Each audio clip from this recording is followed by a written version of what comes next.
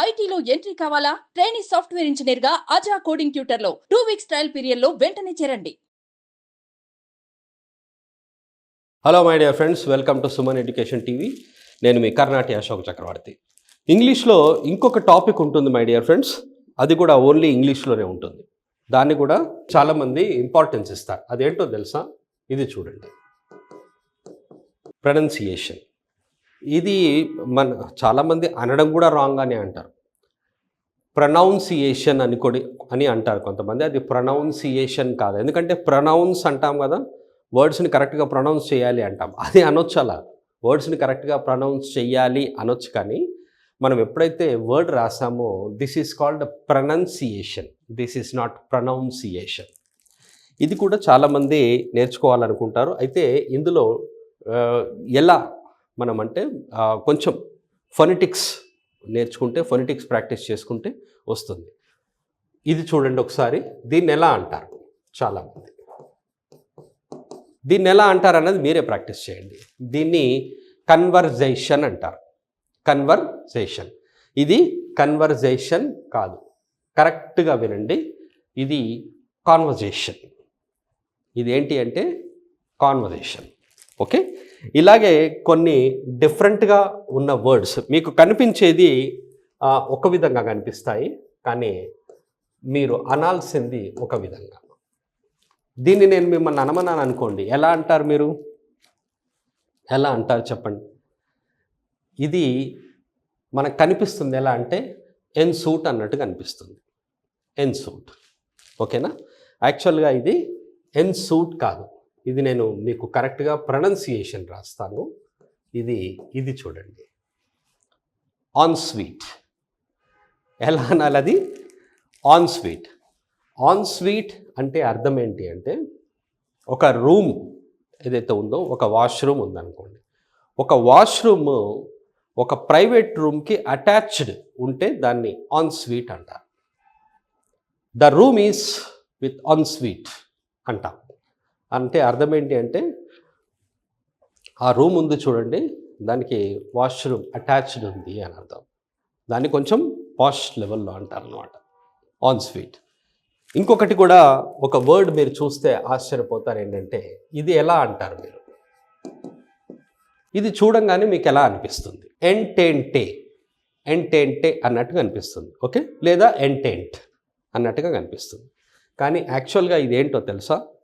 దీని correct pronunciation ఎలా ఉంటుంది అంటే,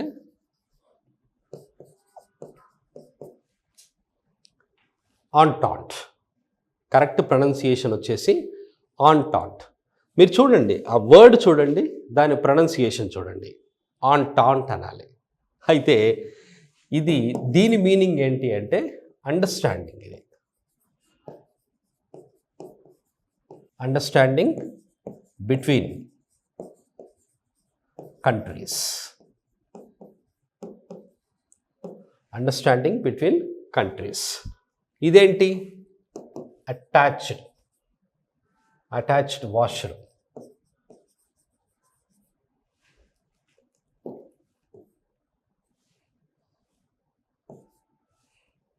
అటాచ్డ్ వాష్రూమ్ దాన్ని కంప్లీట్గా ఇప్పుడు అంటారు చూడండి, ప్రెసిడెంట్ సూట్ అంటారు.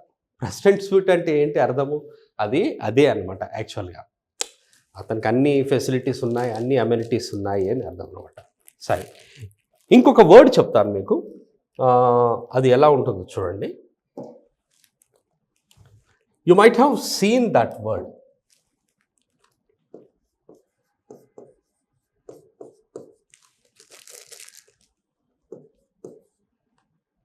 దీన్ని మీరు ఎలా అంటారు? చాలామంది అంటుంటే మీరు విన్నారు.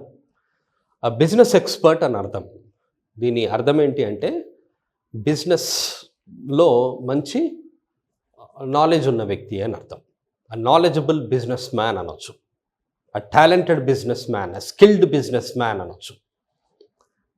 అంటే చాలా మంచి ట్రిక్స్ ఉన్న ట్రిక్కీ బిజినెస్ మ్యాన్ అనుకోవచ్చు. సరే, మరి దీని ప్రొనౌన్సియేషన్ ఎలా? దీని ప్రొనౌన్సియేషన్ ఎలా అంటే చూడండి ఒకసారి, నేను ఇక్కడ రాస్తాను. First on. ఫస్ట్ మీరు అనాల్సింది ఆన్. తర్వాత చూడండి, ఆంథ్రా. ఆంథ్రా, ఆన్ ఫస్ట్, థ్రా ఫస్ట్. ఎప్పుడైనా మీరు అనాలి అని అనుకున్నప్పుడు you just divide the words. ఆంథ్రా అన్నారు, తర్వాత ప్రా. ఆంథ్రా, ప్రా, తర్వాత ఏంటి చూడండి. వర్డ్ ఏంటి కరెక్ట్గా? యాక్చువల్గా మీకు ఇక్కడ కనిపిస్తుంది, మీరు చాలామంది అంటుంటే విన్నదేంటి, ఎంటర్ప్రెన్యూర్ అంట. ఎంటర్ప్రెన్యూర్, కానీ అది యాక్చువల్గా ఎంటర్ప్రెన్యూర్ కాదు. And I'm also giving you that meaning of that word.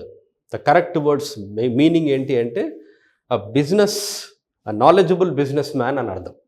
ఆ very talented businessman, business magnate అంటాం చూడండి అలా. సరే, దాని ప్రొనౌన్సియేషన్ ఏంటి అంటే ఆంత్రప్రెన్యూర్. ఆంత్రప్రెన్యూర్, అదే కరెక్ట్ ప్రొనౌన్సియేషన్. అంటే హీ ఈజ్ అన్ ఆంత్రప్రెన్యూర్ అన్నామనుకోండి, హీ ఈజ్ అన్ ఆంత్రప్రెన్యూర్ అంటే అతను చాలా నాలెడ్జబుల్ బిజినెస్ మ్యాన్ అని అర్థం. అలాగే కామన్ మిస్టేక్ ఒకటి చాలామంది చేస్తుంటారు, ఇది ఉంది చూడండి. నేను చాలామందిని విన్నాను, అదేం చేస్తారంటే, సార్ మేము ఫీ పే చేసాము కానీ మాకు రిసిప్ట్ ఇవ్వలేదు అంటారు. మాకు రిసిప్ట్ ఇవ్వలేదు అని.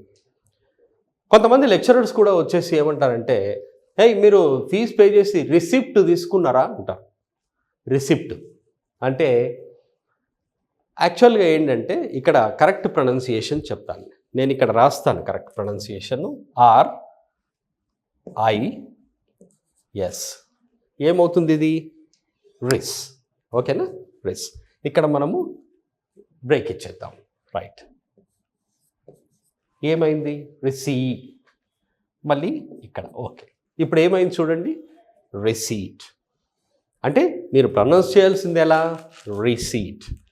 మీరు ఎప్పుడు కూడా ప్రొనౌన్స్ చేయాలి అంటే, ఏదైనా వర్డ్ని కరెక్ట్గా ప్రొనౌన్స్ చేయాలి అంటే దాన్ని డివైడ్ చేసుకొని, అంటే you should cut it into parts. పీసెస్గా కట్ చేసి మీరు దాన్ని ప్రొనౌన్స్ చేస్తే మీకు కరెక్ట్ ప్రొనౌన్సియేషన్ వస్తుంది అని.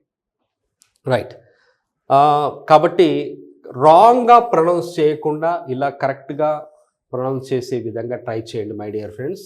ఇది కామన్ మిస్టేక్, చాలామంది అంటుంటే నేను విన్నాను ఏంటంటే ఇది రిసీప్ట్ అంటారు, అది రిసీప్ట్ కాదు, రిసీట్ అనే అనాలి. సో గుర్తుపెట్టుకోండి మై డియర్ ఫ్రెండ్స్, మీరు ఎప్పుడైనా ఇప్పుడు ఫీ పే చేశారు, మీరేమనాలి అంటే, సార్ మేము ఫీ పే చేశాము మాకు రిసీట్ ఇవ్వండి అని చెప్పి అనాలి. కాబట్టి no receipt, you have to call it receipt. Receipt కాదు, రిసీట్. ఒకసారి నేను రైల్వే స్టేషన్ కూడా వెళ్తే ఆ రిసిప్ట్ ఇస్తారు తీసుకోండి అన్నారు. Just that is not receipt, receipt. So I hope you have understood and you will start pronouncing the words properly from now onwards. Thank you very much. Have a nice time and have a nice learning. All the best.